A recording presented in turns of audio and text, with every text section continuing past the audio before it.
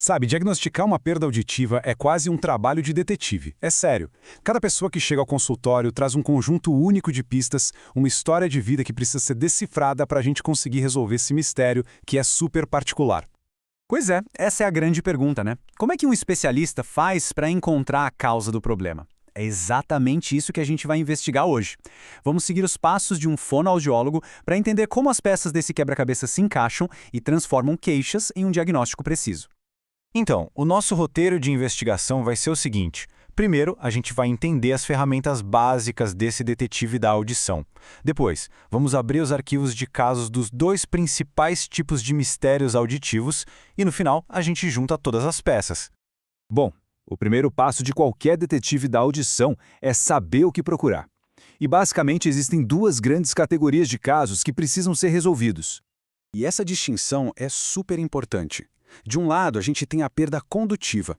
Pensa assim, é como se o caminho do som estivesse bloqueado, impedindo ele de chegar onde precisa. Do outro lado, tem a perda neurosensorial.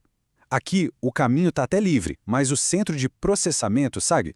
O ouvido interno e os nervos, eles não estão funcionando direito. Essa é a primeira grande pista de qualquer investigação. Vamos começar então olhando o nosso primeiro arquivo de casos. O foco aqui vai ser nos mistérios da perda auditiva condutiva, ou seja, aqueles casos em que o som está sendo fisicamente impedido de passar. Nosso primeiro caso começa com a preocupação de uma família sobre uma criança pequena. A queixa principal é sutil, uma coisa que poderia fácil ser confundida com falta de atenção, mas que para um bom detetive já acende um alerta. E é aqui que as pistas começam a se conectar. Olha só, um histórico de otites, ronco à noite, rinite alérgica, de repente, aquela desatenção na escola deixa de ser só uma característica da criança e se torna um sintoma, uma pista vital para o nosso caso. E aí, o diagnóstico se revela. As pistas apontam direto para o acúmulo de líquido no ouvido médio, que é uma consequência das infecções. O tal bloqueio que estava causando a perda de audição era justamente esse líquido. Caso solucionado. O nosso segundo caso vem do relato da própria paciente. E a história dela traz uma reviravolta bem interessante que está ligada a um momento muito específico da vida dela. As pistas aqui já são bem diferentes. Não tem infecção, mas sim um padrão de progressão lenta, uma piora bem na gestação e, o ponto-chave, um histórico familiar. A genética e os hormônios entram em cena como os principais suspeitos da investigação. O diagnóstico é otoesclerose. Nessa condição, um ossinho minúsculo lá no ouvido médio começa a crescer de forma anormal e acaba criando um bloqueio para o som. O histórico familiar e a piora com as mudanças hormonais são as pistas clássicas. O quebra-cabeça se encaixa perfeitamente. Agora, a gente entra num território diferente. Vamos investigar os enigmas do ouvido interno.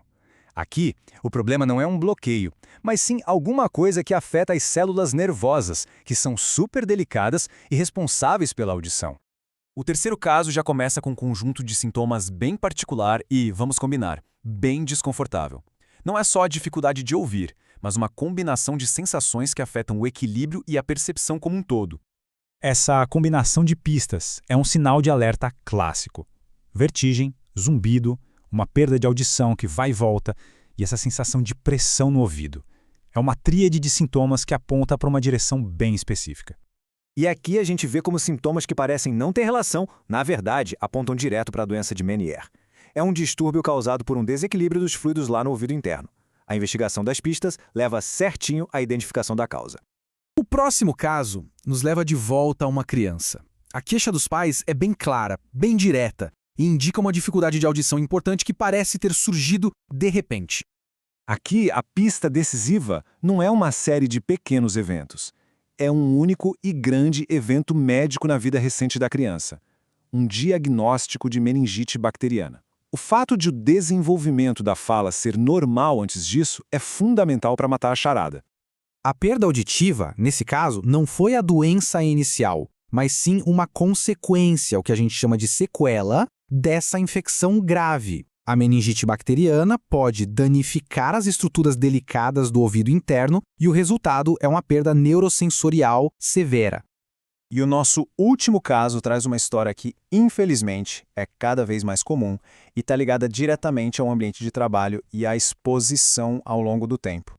As pistas aqui são todas sobre o histórico de exposição. Pensa bem, 15 anos num ambiente com ruído intenso, uso irregular de protetor, a dificuldade que vai aumentando aos poucos e aquele zumbido agudo. O detetive já sabe exatamente para onde a investigação tem que ir. E o diagnóstico confirma a suspeita: perda auditiva induzida por ruído. É um caso que foi construído ao longo de anos, em que o dano cumulativo ao ouvido interno é a causa do problema. E uma condição, infelizmente, irreversível. Depois de analisar todos esses casos, qual é a grande lição? É que cada diagnóstico é uma conexão direta entre a história de vida de uma pessoa e os dados clínicos, os exames. Uma coisa não funciona sem a outra. Dá uma olhada em como a história de cada paciente forneceu a pista essencial que levou ao diagnóstico. Da criança com infecções de ouvido até o trabalhador da indústria, a história pessoal não é só um detalhe, é a peça-chave que desvenda todo o mistério da perda auditiva. Isso tudo deixa a gente com uma reflexão final.